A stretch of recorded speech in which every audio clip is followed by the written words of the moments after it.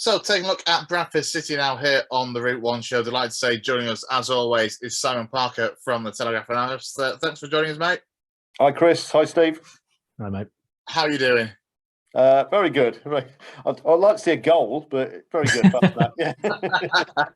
Well, you've alluded perfectly to my first comment and question, really. Obviously, since the last time we spoke, there's been, or was supposed to have been, 3 league games. Of course, one was a postponement due to a frozen pitch, and the other one, as you alluded to, have been non-stop action, high drama, and goals aplenty. Sorry, 2-0 Yeah, the pragmatic way of looking at it is, in the circumstances, they weren't the worst results. Two draws away from home. One game you spent half an hour with 10 men, and the other game against the Stockport side who are beginning to fly. So, on the face of it, decent results, but not the most thrilling of spectacles, either of them. Yeah, I mean, starting with the Wimbledon game, as you said, that sending off was kind of pivotal in the way the game was going. Talk us through the match and that day.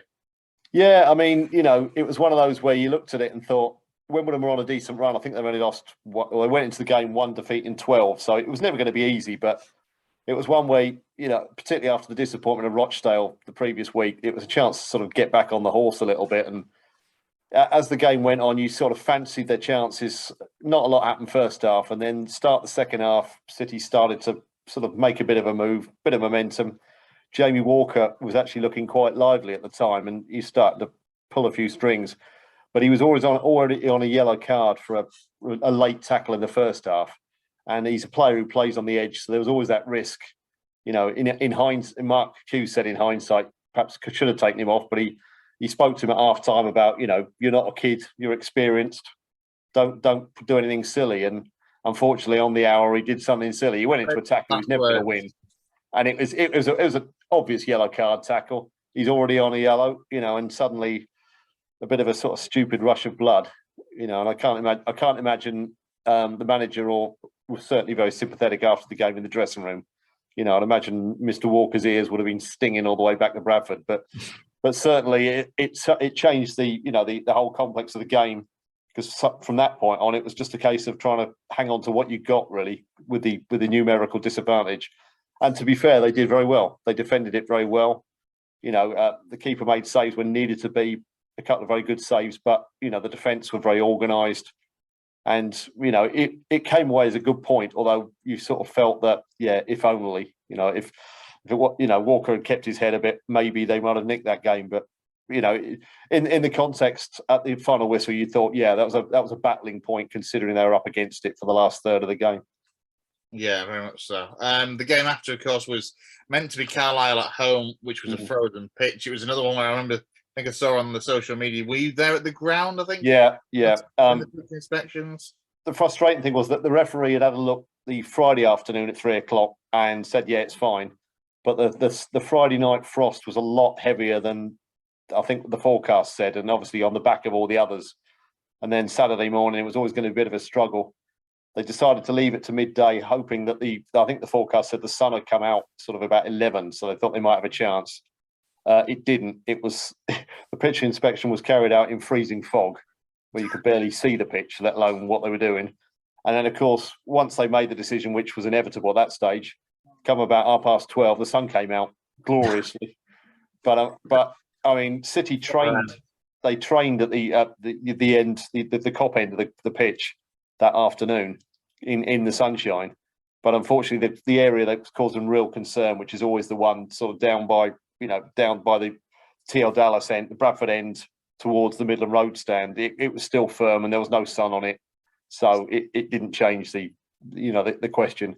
Obviously, Carlisle were pretty miffed, and understandably that it was made. The decision was made so late, but the referee, I think, was trying to give it as long as possible. But obviously, there was quite a lot of Carlisle fans either in situ in the city or very much on the way. And again, it's one of them in it where the supporters seem to be the last people anyone thinks about in these scenarios, particularly when they've travelled. You've seen several other postponements, haven't you, this week? I think the Exeter one, was it Exeter Sheffield Wednesday, was disgracefully late, about 4:00 or something. There are some terrible late calls on some of these, but it was one of those where you have great sympathy. I think Carlisle had 1,300 fans coming down, And, most of them would have been well on the way by then. And you just think, you can see the logic of why they try to give it as long as possible. But there's not a lot of, it's a tricky balance. But, from customer service side, is not particularly great. Yes, I mean, to be fair to Bradford, obviously, it was only I think there was only 3 games from League Two actually that day that did go ahead. Sadly for me, I was at one of them. It's Hartlepool, but I mean, there was pitch inspections there. They really should have called that one off. Well, I think there was a couple of games called off about 1:30 or so as well, weren't they? So there were a lot later calls than City's was, which doesn't make it great, but. Again, you've got to sort of have that balance. You've got to think of the people who are actually paying to go. It's not, it's not the dreaded behind closed doors days. There's a lot of people paying a lot of money to get to these games, and they've got to be, they've got to come into the consideration when you're making the decision. Absolutely. And then obviously, as you touched on a little bit earlier, off the back of that postponement was the trip to Stockport in midweek. One of few games to go ahead, I think, during this midweek period as well. And as you say, another point on the road against the Stockport side that, I mean, I've seen 1 or 2 Bradford fans, I think, beforehand that were kind of thinking I should be going there and winning that. But Stockport do seem to have improved over the last couple of months. I remember not too long ago, in particular, Dave Challen was under a lot of pressure and there was a lot of calls for him to go, having obviously brought them into the Football League. But they seem to have turned a bit of a corner. So a point on the road, not too bad. No, I mean, as I say, before the start of the season, they were, I think, with a lot of the bookies, they were the favourites, weren't they, to win League Two? Because, you look at the quality of players, this nonsense argument, they've just come up from the National League. So what? It's a bit like, put it in 12 months' time, let's see where Wrexham are. You've got these scenario where they've got teams with big backing, and they've got very good players, Paddy Madden, Anthony Sarcevic, although he was injured, so he didn't play. But, they've got a lot of quality in their team. And you looked at it and thought, that's a tough away game, that. And it was, as a spectacle, it was pretty dire. Stockport are pretty direct. They knock it long. I mean, Mark Hughes likes to use the phrase, they shell it, and it was just sort of like boom, but it was like mortars going in, and you had to sort of stand up and defend that. And so it made for a pretty ugly contest. I think there was only 3 shots on target in the entire game, or 3 efforts on target, which, although one of them did produce the save of the season. I don't know if you've seen it.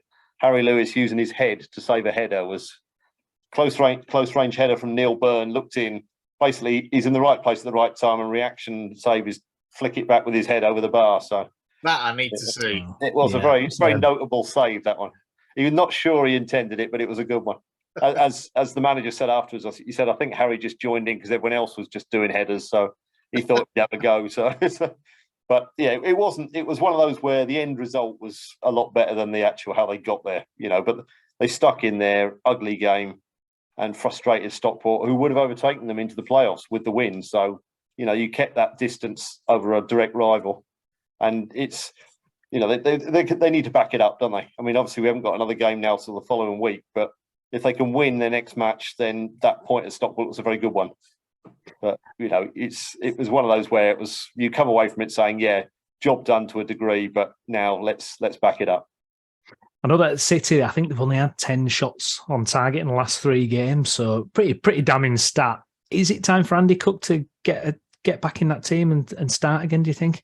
Well, we keep asking the question because obviously, Twitter's convinced that Andy Cook's gone, but he hasn't and he won't be, and Mark Hughes is quite categoric about that one. He said he will be ready to start games because obviously they've got a run of midweek games coming up in a couple of weeks' time where I think it's 4 Tuesdays and 6 from Valentine's Day onwards. So it's going to be quite busy. So I think from that point of view, they're going to reshuffle things around. I wouldn't be surprised if he plays the next game, which is a week on Saturday. I think they might look at it again.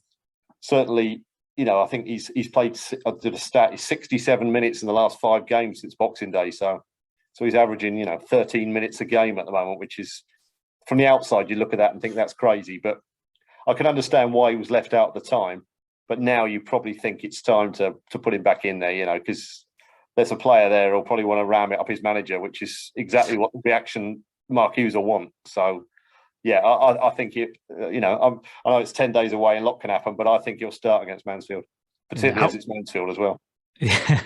How do you think Oliver's done in his kind of absence? I mean, has he stepped up to the plate entirely, would you say? I mean, it's been a difficult start for him. Yeah, exactly. He's had bits and pieces for the first 4 months, hasn't he? But I mean, you said there they haven't created a lot, so he's not had a lot. It's not as if you can say he's missed chances. He hasn't had chances. When he did against Salford, he scored twice. And I mean, the other night he put in he works hard. You always say he puts in a shift, and he does. He works hard and he holds the ball up. But if there's no creativity, or the creativity's not there to the standard he needs around him, then he's going to look, he's going to look out of it, isn't he? I mean, in the same way, we've had games when Andy Cook has become very isolated because the build-up play's not been good enough. These players are only as good as the service they get, and I think he's certainly put a shift in, but I think possibly ready now to bring Andy Cook back in. Yeah, absolutely. Do you think, because reading some comments online, and I don't know how good of a barometer that is sometimes for the general vibe amongst the fan base, but there seems to be a feeling of maybe a slight disconnect is starting to grow again, or a bit of frustration. I mean, what do you sense the vibe is in the fan base at the moment? Yeah, I think there's frustration, isn't it? I mean, it's not helped by the fact that, they're not playing regularly, are they, at the moment? You get one game, then you get a postponement, then you get another game off, and, it's been so stop-start since the end of November. You've had 2 months have been really sort of, hit and miss in terms of when the fixtures pop up. So that doesn't help in terms of building momentum on or off the pitch, does it? And then when the results aren't good and you've got sort of 10 days, 2 weeks to stew on it, it just sort of makes everything seem a lot bigger.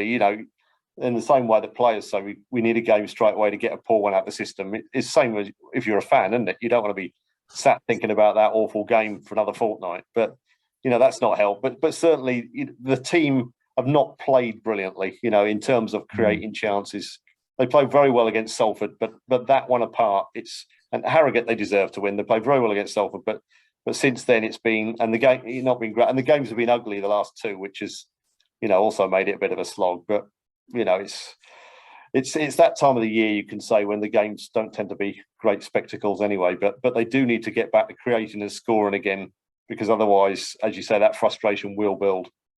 Is there an argument that Mark Hughes is underachieving slightly with the resources he's got at City? Would you say that's it's difficult to tell, isn't it? Because it's the old cliche, it's such a long season, isn't it? I mean, they've not looked convincing. But you sort of see him in spells. I mean, he still tries to get them playing the way he wants them to play, get the ball down and pass it.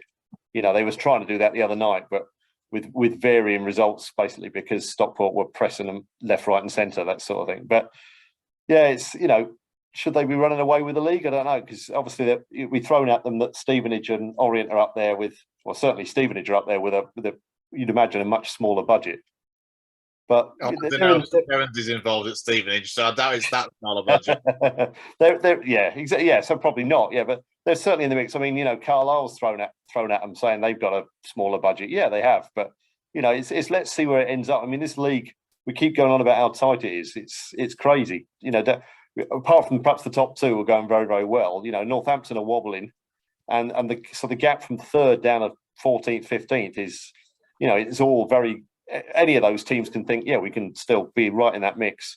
So to sort of be writing anyone off or building anyone up at this stage with 20 games to go is, and such little such little leeway there seems a little bit ridiculous. So it's you want to be doing better, and they'll want to be doing better. The lack of the home wins is always the big frustration, and if the away form dips, they've not scored in 5 away games now, then it puts the onus back on the home form. So I think, Valley Parade, we said it from the start, will probably be where this season lives or dies. Yeah, you do make a fair point about how tight it is, as you say. I mean, Northampton third, 46 points, Carlisle 45, Salford 42, Swindon and Bradford 41 in the playoff places. But as you say, it's only a 5-point gap, between Bradford and Sutton and Wimbledon, currently 13th, 14th. Yeah. Premier are just below as well, and they're a side that you will be fancying your chances. Any one of those sides below will be looking at the playoffs and thinking a good second half of the season, and then keep the momentum into the playoffs. Exactly, and equally, some of those teams could end up finishing miles off, and you'll be thinking, were they ever considered playoff contenders? But it's 20 games to go, and it's a very strange picture. I think you'll probably be a lot clearer once you get to sort of early March, because certainly, City's point of view, they've got to say these 4 Tuesdays in 6 weeks spell. when you've got through those, suddenly the games get ticked off very quickly, don't they? Suddenly it'll go down from, thinking, it's still like just under half a season to go, and suddenly it'll be like, blimey, it's only like 10, 11, 12 games left. So that's when you get a lot clearer idea, and hopefully they can string a few together, because they need to build that momentum. And I think playing fixtures regularly has certainly helped, because without using an excuse, this stop-start of the season for the last couple of months has certainly not helped anybody. No, absolutely. Despite the lack of games, the one thing that has kind of kept you busy article-wise with Bradford City is the ins and outs of the transfer window. I think, correct me if I'm wrong, I could be here, but something in the region of 6 in, 6 out so far. And if that is the case, can you talk us through the new arrivals and those that have gone out? Yeah, I mean, the 6 in, 6 out. You could say 5 out by choice. Obviously, the first one they lost, and the one they never wanted to lose, was Tyreek Wright, which is a massive loss. There's no sugarcoating that. One of the standout players, clearly too good for this level, as has been shown by where he's gone. But unfortunately, that was totally out their hands, and it came with very little warning. As we've said before, when they thought they were quite confident of actually doing a deal themselves, and just got blown out the water. Literally, Plymouth came in, and 3 days later he was announced as a Plymouth player. So, you can't argue with that. But of the others, the 5 who've gone, I mean, Jan Songo's the latest, who's gone to Walsall today on loan, which again isn't a surprise. He played regularly last season. He puts his body on the line, doesn't he? He's no frills player, but he's very effective. Played a lot last year, not played so much this year. I mean, just 2 league starts, a lot of 10 minutes off the bench here and there, which is, he's good at shoring up a defence or midfield if you're hanging on to a win or hanging on for a point. But he's not played regularly enough. And again, he's one of those fringe players that they said, if they're not playing and we feel we've got numbers, we'll let them go. Yeah. I mean, I think Matty Folds is the only one of the other 5 to go who was playing regularly. And they believe they've upgraded with Talaji Bowler on loan from Rotherham. He looked rusty the other night, but that was his first game for 4 months. So, we'll see with him. But certainly in terms of quality, they think he's a higher league player. So we'll see on that move. But other than that, it's Jake Young had not played for 4 months. These, you can argue, should they be involved? Do they deserve a chance? But you've got to remember, obviously, the coaching staff see him every day in training. Again, the old cliche, but they probably got a better idea of it than we have. And if they feel they're not in the picture, then you can't argue if they move them on. And Andy Cook definitely not going. Well, he said it 3 times, so it can't be. No, well, you say never. If someone came in with a stupid offer, silly money, but it'd have to be, 6 figures, I would have thought, to make any. Well, he's out contract in the summer. Yeah, I'm going to say. So, I mean, if someone came with a stupid offer, but even then, I can't imagine it, because they want to have a replacement lined up, wouldn't they? So, it's no, he won't be going. He says confidently. But it's funny, of the 6 obviously coming in. There's a mix, because you've got great experience. Obviously Matt Derbyshire at 36. Who came on the other night and looked quite lively. I thought in his first game, it wasn't the easiest game to come into, and it was all a bit helter-skelter, but you can see he's got quality, and he thinks, he's clever football brain. Same with Adam Clayton, who I was impressed with. I thought, he gave a bit, he brought more leadership to midfield. He's very vocal, and he just had a bit of composure, when the ball was going around like a hand grenade, and he was just taking a little bit more time with it. So I think he's a good one. And then obviously you've got the young players. It's all very much, the jury will be out on those until you see a bit more of them. I mean, Thierry Nevers, he looked sharp when he came on against Wimbledon. So, you're hopeful with him. And obviously he did play the first half of the season at Newport, so he's got League 2 experience and, pace on the wing. Whether he's the next Tyreek Wright, as they hope, we'll see. It's big shoes to fill, but he's very fast. Dara Costello's the interesting one. He is. I've got a few friends that are Burnley fans. Yeah. They rate him. He was in the fringes there, and they seem to rate him quite highly, the young lad. Yeah, it's interesting because, he's come highly recommended. There was a championship club who wanted him, spoke to him, and he turned them down to go to City. So, they did very well to get him. But, I mean, obviously, Mark Hughes threw him straight in at Wimbledon on the back of one training session. I think it was more to do with the fact that Wimbledon wouldn't have a clue what he was like, sort of the surprise packet. Yeah. Unfortunately, he didn't really get a lot of the ball. He had a couple of moments when you thought, yeah, he's got something about him, but, it was quiet. Then he stays in the team at Stockport, and it wasn't a great night for strikers, and he made very little impact and got subbed again. So, of course, now, he's played twice, hasn't scored, and others will look at his record and say, well, he's a young lad, yeah, but he's never scored in senior football. So, should he be going straight into the side chasing promotion? So it's a tricky one already for him, I would imagine. But he's clearly got something, because obviously Burnley rate him very highly. But again, if they make changes for Mansfield just over a week's time, then it'd be interesting to see if he keeps his place. I wouldn't be surprised if he possibly drops to the bench.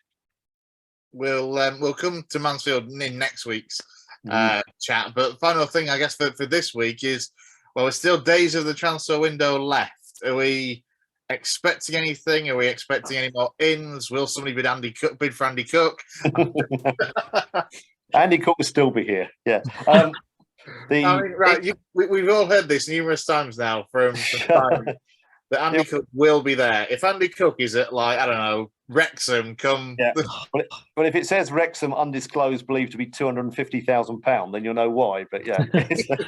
But no, I mean, in terms of ins and outs, I think there might possibly be another out or two in terms of, we always call them the fringe players, but they want to trim the numbers down. So again, there could be a couple of loans out, as has been the case with we've seen.